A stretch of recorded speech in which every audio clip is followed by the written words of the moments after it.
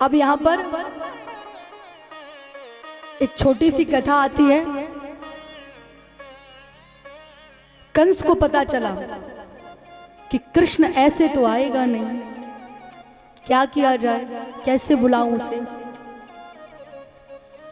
तो उन्होंने अक्रूर जी को भेजा शांति दूत बनाकर कि तुम जाओ और कृष्ण से जाकर के कहना कि हमारे यहां बहुत बड़ा यज्ञ हो रहा है, नंद बाबा से कहना। तो उस यज्ञ में तुमको बुलाया जा रहा है। अब अक्रूर जी जा तो रहे हैं पर हृदय नहीं कह रहा है कि मैं जाऊं, क्योंकि वो जानते हैं कंस बहुत पापी है, वो कभी किसी का अच्छा नहीं सोच सकता। अक्रूर जी जाते हैं, भगवान गैया चराने गए थे। तो अक्रूर जी, यशोदा मैया, नंद बाबा सब बैठे, भगवान गैया चराकर शाम के समय वापस आते हैं लौटकर। और जैसे ही भगवान ने अपने दरवाजे पर पैर रखा कि उनकी पहली नजर अक्रूर जी पर पड़ती है। और जैसे ही उन्होंने अक्रूर जी को देखा कि एक पल के लिए भगवान का दिल बैठ गया। क्यों बैठ गया? भगवान कहते हैं अब खेलने के दिन, मस्ती मौज के दिन, हंसने के दिन, चोरी करने के दिन सब गए। क्यों? क्योंकि अब कर्म भूमि आवाज लगा रही है, अब मुझे वृंदावन छोड़कर जाना पड़ेगा। और इतने प्रेमी हैं, इनको छोड़कर मैं कैसे जा सकता हूं, लेकिन जाना तो पड़ेगा। देखिए, कहा जाता है कि भगवान जब वृंदावन छोड़कर गए थे उसके बाद मुश्किल ही है भगवान ने कोई लीला की हो, कोई हंसी खेल की हो, कोई भी लीलाएं नहीं की। जितनी लीलाएं की उन्होंने सारी वृंदावन में की। अब महाराज ठाकुर जी का हृदय बैठ जाता है, फिर भी वो अंदर जाते हैं। अंदर जाते तो अक्रूर जी ने वो जिस काम के लिए आए थे उन्होंने वो बात रखी। अक्रूर जी कहते हैं नंद बाबा से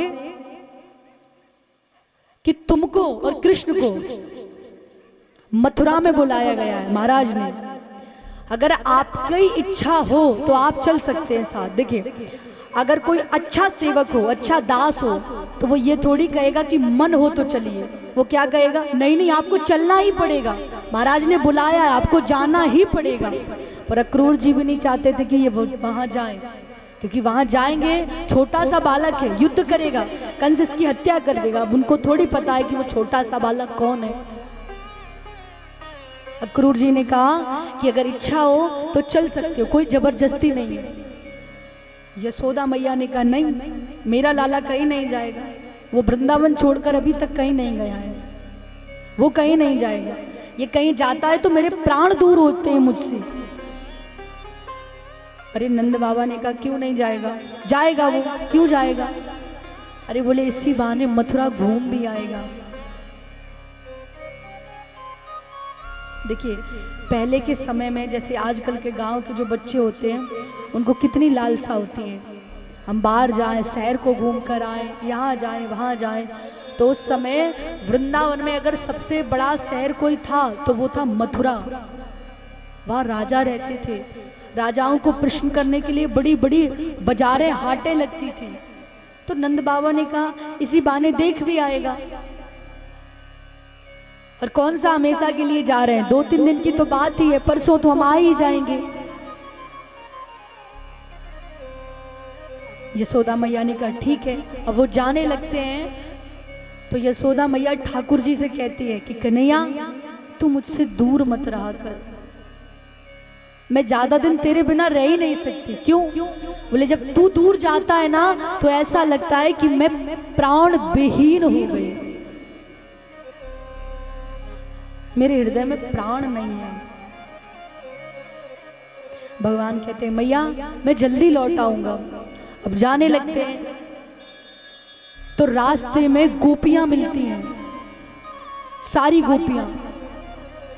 जैसे ही उन्होंने देखा कि अक्रूर जी ठाकुर जी को वृंदावन से लेकर जा रहे हैं, कितना प्रेम किया है उन्होंने भगवान से, कितना चाहती थी वो भगवान को, ऐसे कैसे कोई जाने दे। वो जाती हैं। अक्रूर जी ने कहा कि भाई ये कैसे सब सामने खड़े हो, तो सारी रथ के सामने लेट जाती हैं सब गोपियां। अक्रूर जी ने कहा ये कौन सी बात है, आप हमारा रास्ता क्यों रोक रही हैं? गोपियों ने कहा कि अक्रूर, अगर तुमको कृष्ण को ले जाना है तो ये रथ हमारे ऊपर से ले जाओ, क्योंकि जीते जी हम कृष्ण को जाने नहीं देंगे, हम कृष्ण के बिना रह ही नहीं सकते। कहा जाता है कि गोपियां कृष्ण को अपना प्राण मानती थी, प्राण। जैसे थोड़ी देर के लिए कोई हमसे हमारे प्राण छीन ले, हम जी सकते हैं? कोई कहे कि भाई अपनी सांसों को रोक लो, हम जी सकते हैं? गोपियां उनको अपना प्राण मानती थी, कृष्ण से दूर मानो प्राणों से दूर। भगवान नीचे उतर कर आते हैं, भगवान कहते हैं कि देखो, अगर तुम्हारी इच्छा नहीं है, तुम्हारी मर्जी नहीं है तो मैं नहीं जाऊंगा, पर अगर मैं नहीं गया ना तो मुझे बड़ा दुख होगा। अरे गोपियां कहती हैं तुम्हारी खुशी के लिए तो हम अपनी खुशी भूल गए। हम भगवान से एक ही प्रार्थना करते हैं, हे प्रभु हमारी सारी खुशी कन्हैया की झोली में डाल दे और कन्हैया के सारे दुख हमारी झोली में डाल दे। तुम्हारी खुशी के ऊपर तो हम अपनी खुशी को भूल गए, और अगर तुम्हें जाने में खुशी है तो आप जाइए, पर जल्दी आ जाना। भगवान कहते हैं मैं जल्दी आ जाऊंगा। ठाकुर जी ने कहा कि सब दिख रहे हैं, राधे कहीं नहीं दिख रही, श्री जी कहीं नहीं। पूछा गोपियों से, कहाँ है लाडली जी?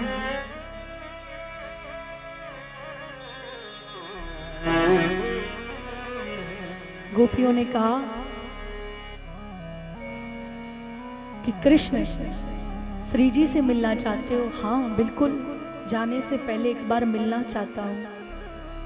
वो जो पेड़ दिख रहा है ना, उसके पीछे बैठे हैं। क्यों? कहा कि वो कह रहे हैं कि मैं नहीं चाहती हूँ कि मैं कृष्ण के जीवन में बाधा बनूं, मैं बाधा नहीं बनना चाहती। ठाकुर जी जाते हैं राधा रानी के पास, जैसे ही जाते हैं दूर से ही कृष्ण की आट से ही श्री जी ने पहचान लिया, श्याम सुंदर आ रहे हैं। समट कर बैठ जाते हैं, कहीं मुझे देख ना ले, पर भगवान तो देखने को ही आए थे। भगवान ने देखा ऐसी हालत है लाडली की कि मानो कोई उसके देखकर ये कहे कैसे हो सकता है, ये जीवित कैसे है। ठाकुर ने पूछा, लाडली ये अवस्था क्यों? तुम्हें तो पता है मेरे अवतार का कारण, अगर तुम ही ऐसे करोगी तो कैसे बात बनेगी।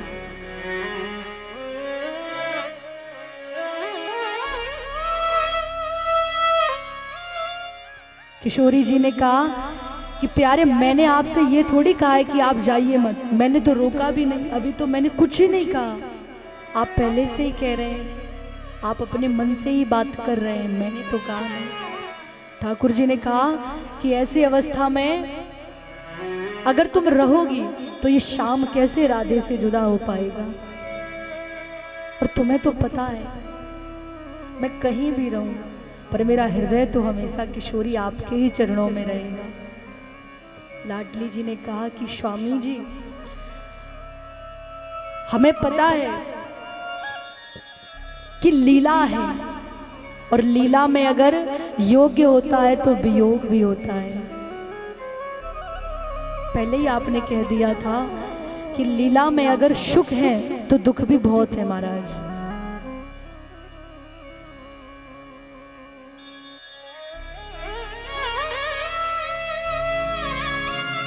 उन्होंने कहा कि किशोरी जब हम इस धरा पर आ रहे थे तो पहले ही कहा गया था कि श्री जी लीला के लिए तैयार रहना, क्योंकि लीला में केवल आनंद ही नहीं मिलता है, दुख भी बहुत मिलता है। प्रेम में केवल आनंद नहीं, गम भी बहुत छिपे होते हैं।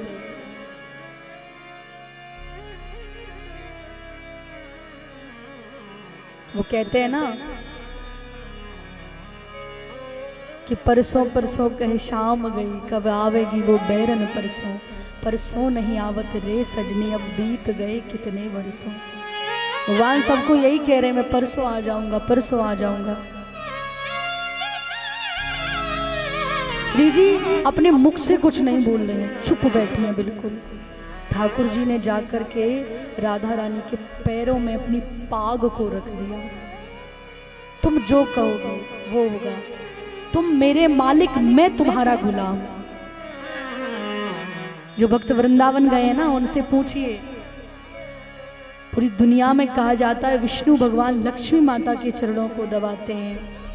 कहा जाता है चापत चरण मोहन लाल, धन धन राधिका के चरण। समग्र विश्व में लक्ष्मी माता नारायण के चरण दबाती है, पर धन्य है वो ब्रजभूमि जहां मोहन बैठकर दिन रात श्री राधा रानी के चरण दबाता है। धन्य है, हम सोच नहीं सकते।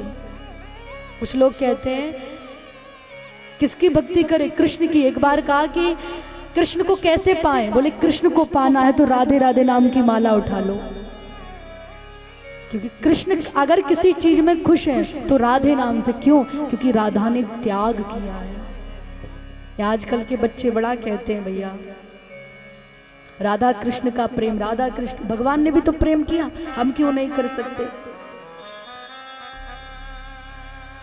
वो कहते हैं ना कि राधा कृष्ण की तुम बात मत किया करो, वहां तुम पहुंच नहीं सकते। राधा कृष्ण की बात मत किया करो, वहां तुम पहुंच नहीं सकते। राधा हासिल करना नहीं, त्याग सिखाती है, और ये तुम कभी सोच नहीं सकते। राधा ने ये नहीं प्राप्त कर लूं कृष्ण को, क्या कोई बड़ी हस्ती थी कृष्ण को पाना राधा के लिए? नहीं, भगवान तो पहले ही उनके गुलाम थे। लेकिन राधा रानी ने अपनी प्रेम कथा से हमें त्याग सिखाया है कि प्रेम का अर्थ केवल हासिल करना, प्राप्त करना नहीं होता है। प्रेम का असली अर्थ होता है त्याग, और त्याग हर व्यक्ति कर नहीं सकता। त्याग तो जिगर वाला ही कर सकता है महाराज। भगवान कहते हैं लाडो मैं जल्दी लौट कर आऊंगा।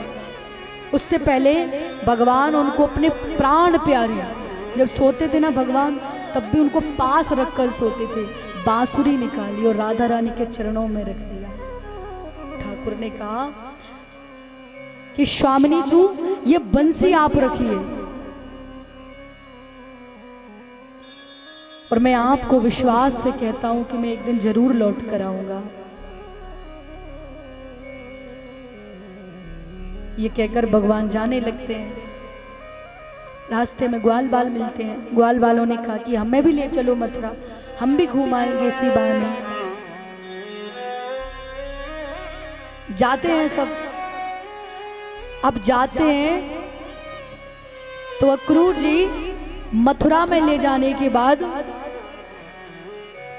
कृष्ण से कहा कि महल में चलो।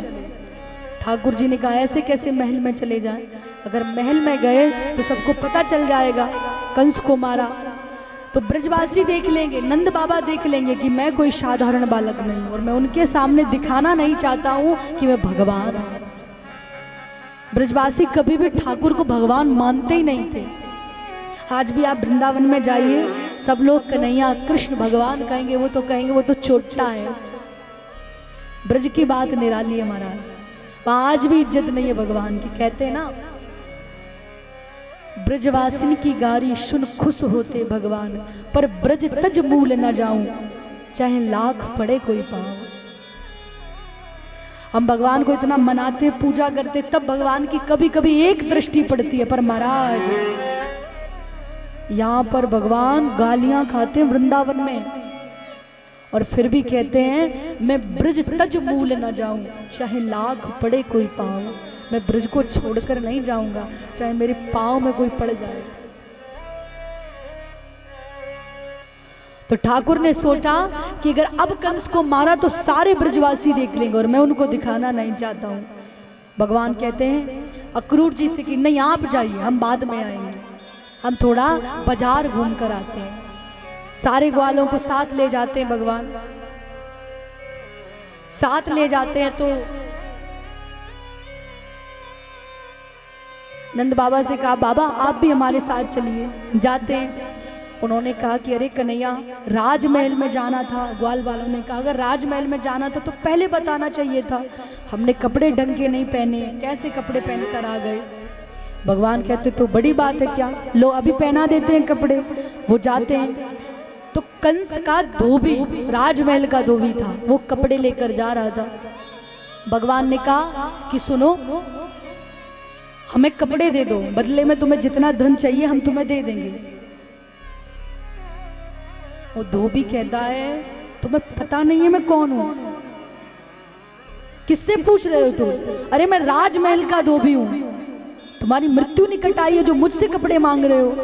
वो कहा जाता है ना कि जितना घमंड मालिक को नहीं होता उससे कई गुना ज्यादा नौकर को होता है। कोई हमारी गाड़ी चलाने वाला है महाराज, मालिक तो बैठ कर जाएगा, उसके मन में दया है। नौकर से कोई हेल्प मांगो, अरे नहीं नहीं मेरे बहुत महंगी गाड़ी है तुम्हें पता नहीं है, ऐसे हर किसी को लिफ्ट थोड़ी दे सकते हैं। तो नौकर को मालिक से ज्यादा अहंकार होता है और ये अहंकार इंसान को ले डूबने की जड़ होती है। कितने भी बड़े बन जाओ ये याद रखो कि जब इस दुनिया में आए थे ना तो हमारे पास एक जोड़ी कपड़े नहीं थे, ये सब उस परमात्मा की देन है, वो देता है, उसको स्वीकार करो। प्रभु से कहो हे नाथ ये सब कुछ आपका दिया है, मेरा कुछ नहीं। तो धोबी ने कहा तुम्हारी मृत्यु निकट आई है जो मुझसे कपड़े मांग रहे हो। भगवान ने कहा अच्छा तो तुम धोबी हो, तुम्हारी खोज तो मुझे राम अवतार से है। राम अवतार से क्यों कहा उन्होंने? सीता जी को जब वाल्मीकि जी की कुटिया पर छोड़ा था तब धोबी के कहने पर ही छोड़ा था। वो धोबी कह रहा था कि मैं राम नहीं हूं जो सीता को रख लूंगा, मैं धोबी हूं। और ये बात भगवान राम सुन गए थे। उन्होंने कहा जब धोबी ये कह सकता है तो प्रजा ना जाने क्या क्या कह सकती है। और इसके ऊपर भगवान ने सीता जी को छोड़ दिया। भगवान कहते तुम्हारी खोज तो मुझे राम अवतार से है, अब मिले हो, बहुत दिनों में मिले हो, तो अब थोड़ी ज्यादा दिनों में जब कोई मिलता है ना तो भेंट भी तगड़ी होनी चाहिए। इतने दिनों में हम मिले हैं भाई, ऐसे छोटे मोटे उपहार थोड़ी देने चाहिए, तगड़ी भेंट। भगवान कहते आज तो तुझे दिल से लगाने का हृदय कर रहा है। भगवान जाते हैं, अब वो धोबी क्रोध में भगवान ने जोर से मुष्टि का प्रहार किया और उस धोबी का अंत कर दिया, उद्धार कर दिया। अब देखिए अगर एक नजरिए से देखा जाए तो भगवान ने धोबी का उद्धार किया है, क्योंकि जो भगवान के हाथों से मारा जाता है वो वैकुंठ जाता है। भक्त भी, भगवान के भक्त भी ऐसे ही हैं। यहाँ भगवान केवल भक्तों का उद्धार नहीं करते, भक्तों के साथ साथ दानव राक्षसों का भी उद्धार करते कि तुम वैकुंठ जाओ। सीता जी के वो कहते हैं ना कि केवट की बात जब हुई थी तो केवट बार बार जब नैया में बिठाने की बात आई भगवान को, भक्त से ज्यादा ठगत कोई नहीं होता है। जब राम जी को नैया में बिठाने की बात आई तो केवट कभी उस किनारे पर ले जाए नाव को, कभी उस किनारे पर ले जाए। लक्ष्मण जी को बड़ा क्रोध आ रहा है कि हम उतरना चाहते और ये हमको उतार नहीं रहा है। भगवान राम कहते केवट उतार दो ना। कहा जाता है कि भगत जगत को ठगत है, भगत को ठगत न कोई। उसको कोई नहीं ठग सकता महाराज, वो सबको ठग लेगा। त्रिलोकी को मांग लिया और क्या चाहिए उसे, धन संपत्ति, ये तो सारी साधारण चीजें। मेहनत करो मिल जाएगी, कर्म करो मंजिल मिलेगी। लेकिन भगवान को पाने के लिए ये भी बहुत बुद्धिमान। उस दिन कहा था ना हमने कि भक्ति करे कोई सूर मत। बाबा तुलसी कह रहे हैं भक्ति करना हर किसी के बस की बात नहीं होती है। वृंदावन में जाइए, ऐसे ऐसे संत मिलेंगे जिन्होंने अपना पूरा जीवन से ठाकुर जी के नाम कर दिया। तेरा है प्यारे तुझे अर्पण। एक बार एक बात मुझे याद आ गई। एक बाबा थे, हमारी दीदी बताती हैं, वृंदावन में बरसाने धाम में उनके चेहरे पर कभी मुस्कुराहट नहीं देखी किसी ने, कभी वो हंसते नहीं थे महाराज, कभी नहीं। तो दीदी एक बार दर्शन करने गई श्री लाडली जी की महल का, अटारी का। तो मन किया कि ऐसे संत है, एक बार इनसे मिलकर आना चाहिए। दीदी जाती है उनके पास। दीदी ने पूछा, बाबा आप कभी हंसते नहीं हो, मैंने आपको आज तक कभी मुस्कुराते नहीं देखा, क्यों? आपको कभी हंसी नहीं आती? लोग छोटी छोटी बातों के ऊपर इतना हंसते हैं, आपको हंसी नहीं आती? तो पता है बाबा ने उत्तर में क्या कहा? उन्होंने कहा, बेटी अभी मुझे राधा रानी मिली नहीं है, जिस दिन मिल जाएंगी ना दिल खोल कर हंसूंगा। अभी श्री जी नहीं मिली है। भक्ति ऐसे कहते हैं, हमारी खुशी हमारे गम सब उसको अर्पण कर दिए, मेरे पास कुछ भी नहीं है प्यारे। भक्ति हर कोई नहीं कर सकता। कहते हैं ना, मन के मंदिर में प्रभु को बसाना बात हर एक के बस की नहीं है। क्यों? खेलना पड़ता है जिंदगी से, भक्ति इतनी भी सस्ती नहीं है। इतनी सस्ती नहीं है कि जो मनाए वो ले ले, नहीं। कहते हैं लाखों में किसी एक को चुनते हैं, हजारों में भी नहीं, लाखों में किसी एक को चुनते हैं, अंदर की धड़कन को सुनते हैं। अगर ऐसा होता ना तो आज बहुत भक्त यहाँ पूरे पांडाल में भक्ति बैठे होते। गिने चुने दो चार होते हैं। कहते हैं ना कि फूलन को रवि एक है, रवि को फूल अनेक। भक्त कह रहा है, फूलन को रवि एक है, रवि को फूल अनेक। तुमको हमसा बहुत है, पर हमको तुमसा एक। हमारे जैसे तो हजारों मिल जाएंगे तुम्हें प्यारे, पर तुम्हारे जैसा सिर्फ हमारे पास एक, इसलिए छोड़ नहीं सकते। दीन दयाल सुनी जब से, तब से मन में कछु ऐसी बसी है। तेरो कहाय के जाऊं कहाँ, मैंने तेरे ही नाम की फेंट कसी है। तेरो आसरो एक मोहे, तुझ जैसा नहीं कोई दूजा जसी है। बाके बिहारी पुकार कहूं, अब मेरी हंसी में ही तेरी हंसी है। मेरी नहीं है प्यारे, हम तो पहले से हारे। हमने कब कहा कि हम जीते? नहीं, हम हार चुके। पर अब तो आप संभालो, क्योंकि जब कहते हैं ना पानी सर से ऊपर हो जाए तो फिर खुद छोड़ देना चाहिए। प्रभु अब तू है जो कुछ है। जब सच्चा समर्पण हमारे हृदय में आ जाता है ना, सच्चा समर्पण, तब भगवान कह देते चिंता मत कर, मैं हूं ना। अभी हम सच्चे समर्पण लायक बने कहाँ हैं? गोपी ने कहा कि दिलों में दूरी भी हो सकती है, बात कोई जरूरी भी हो सकती है। भगवान की बात कर रहे हैं। भगवान को हम बड़ा दोष लगाते हैं, तुमने ये कर दिया वो कर दिया। तो गोपी कह रही है दिलों में दूरी भी हो सकती है, बात कोई जरूरी भी हो सकती है। ऐ कमल मेरे शाम पर उंगली मत उठाना, मेरे शाम की कोई मजबूरी भी हो सकती है। हम तो आजकल बड़ा कह देते हैं, प्रभु हमारी नहीं सुनते। अभी सुनाने का तरीका कहाँ आया प्रभु को? बच्चा चीखता है ना, चिल्लाता है जब उसे माँ की गोद मिलती है। अगर वो हंसता ही रहे खेलता रहे तो माँ कहेगी कोई भी ले जाए, मेरा बालक रोता ही नहीं है। लेकिन जब बालक रोता है तो माँ कहती है मेरे सिवा किसी के पास नहीं रहता, ये मेरे ही पास रहता है। अभी हम पुकार करना नहीं जानते। जिस दिन सीख गए ना पुकार करना, उस दिन भगवान कहेंगे ये मुझे छोड़कर किसी और के पास जाता ही नहीं, मेरे ही पास रहता है। इस प्रकार ठाकुर जी ने उस धोबी का अंत किया। इसके बाद भगवान दर्जी के पास जाते हैं। दर्जी के पास गए तो कहा कि भाई हमारे वस्त्र ठीक कर दो, क्योंकि राजाओं के वस्त्र थे वो, इतने ढीले ढाले कौन पहने, ग्वाला तो छोटे छोटे से हैं।